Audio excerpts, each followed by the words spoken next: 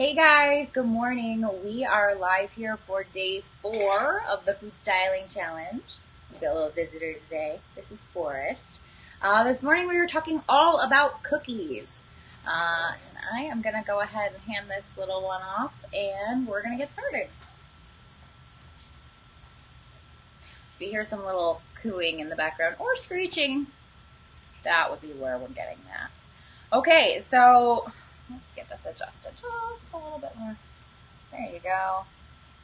You can see that. Okay, so we are talking all about cookies this morning and setting those up for styling. So we've got some that are cooked that we're going to use for some stuff, but I wanted to show you some of the more important parts. When you're actually assembling your cookie dough and you're coming in here to get these set up, what you want to do is kind of move them around and get them nice and rounded.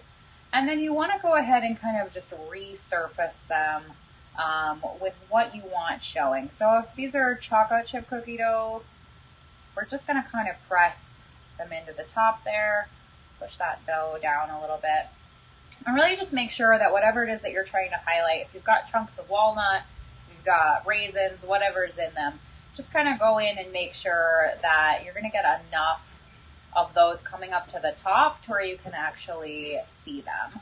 Because otherwise, a lot of times what happens is they just kind of melt down and you're not going to see any of the ingredients that you really need. So we tend to make a lot of cookies when we have to shoot them just because by their nature, they're inherently kind of finicky. So make sure that you get those in there, get them topped up on there. These ones only have chocolate chips, so it's kind of boring. But go like that, and don't start them out as big, huge balls, because then you don't really have control over where they're going to spread and what's going to be showing there. So that's the basic there. Where are you guys? Okay. And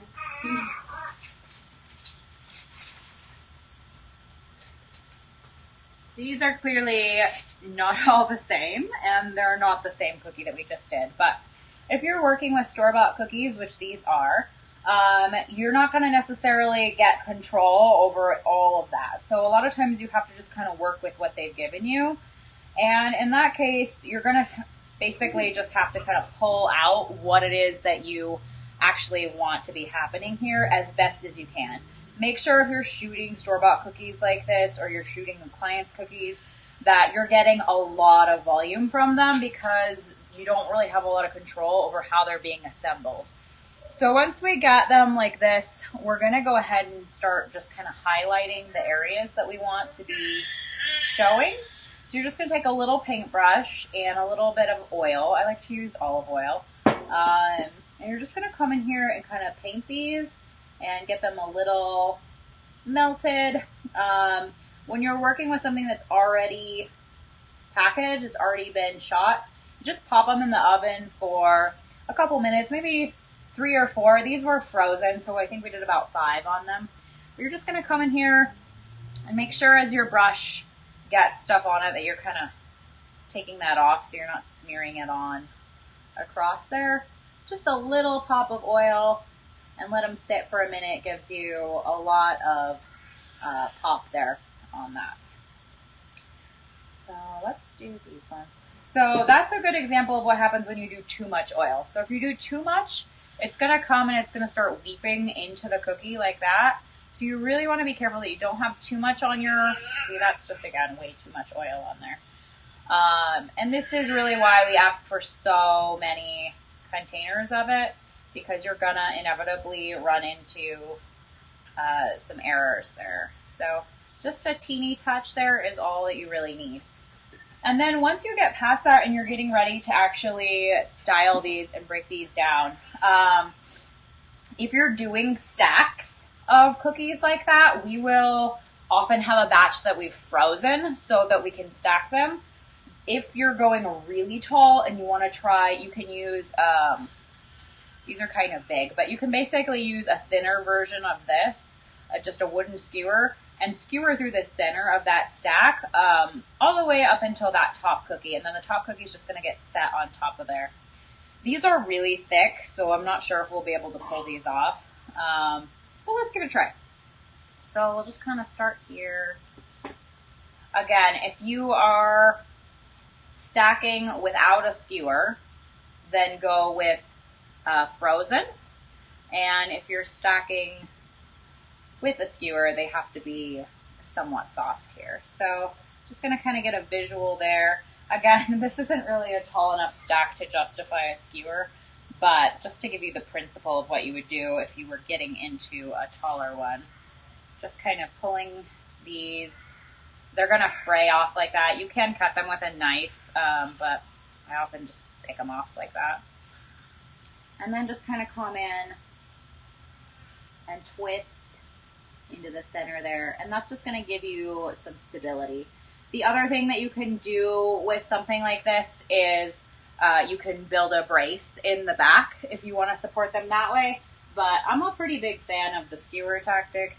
And then again, we're just going to cover that skewer right there on the top. So that's a basic of a stack. I'm going to grab the camera here so you can see this. When you're coming in here, you can't really see that very well with the light, but making sure that as you're doing this that you're offsetting them so that there's some visual interest there. Let's see if I can spin this. Welcome to natural light. Everything is a little bit finicky there.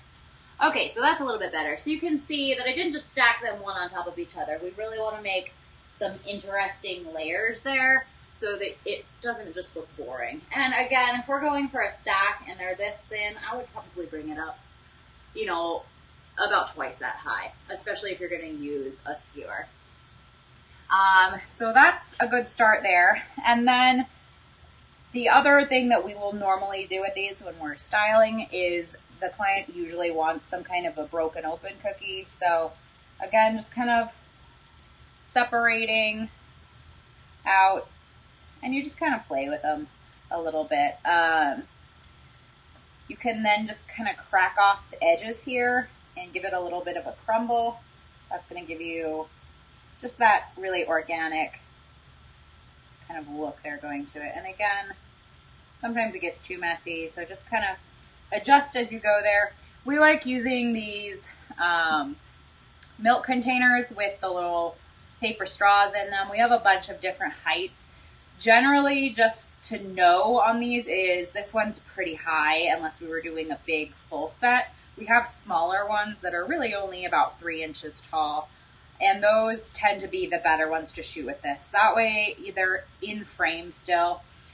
You can slide them further back on the board, and that will also give you a little bit more room to play with there.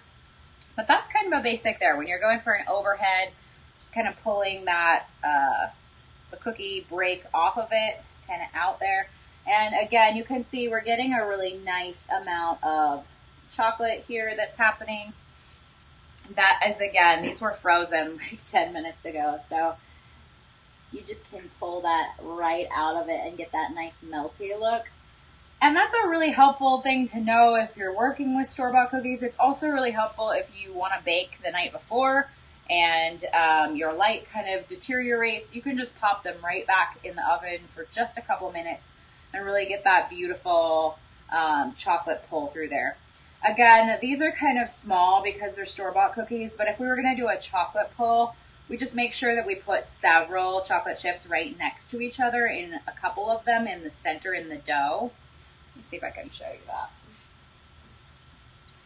that. So on this one, it's a lot harder to do with the camera in my hand. I'm going to see if I can successfully get this back up on here. This may or may not work, you guys. Just keeping it real here. My hands are also covered in cookie dough now. Okay, there we go.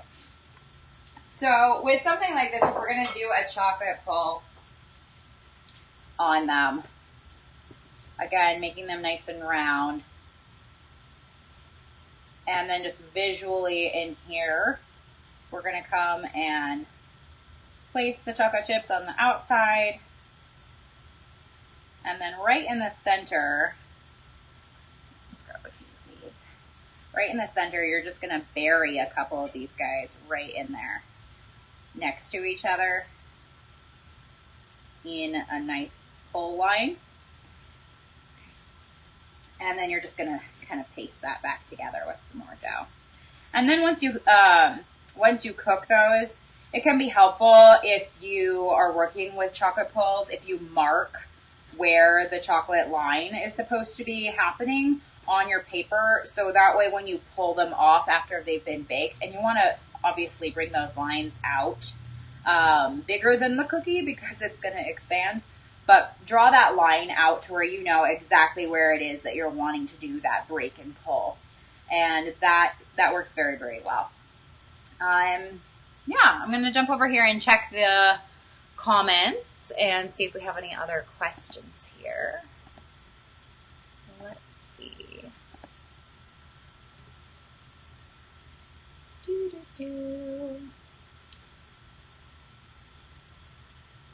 Of course, my internet has decided to be completely slow, but that's okay. Okay, well, I can't get over to the comments right now, but comment below here if you have any other questions about ways to style these or things that you've seen that you'd like to have us tutorial out. But that really is the basics there of what we do. It's pretty simple, pretty straightforward.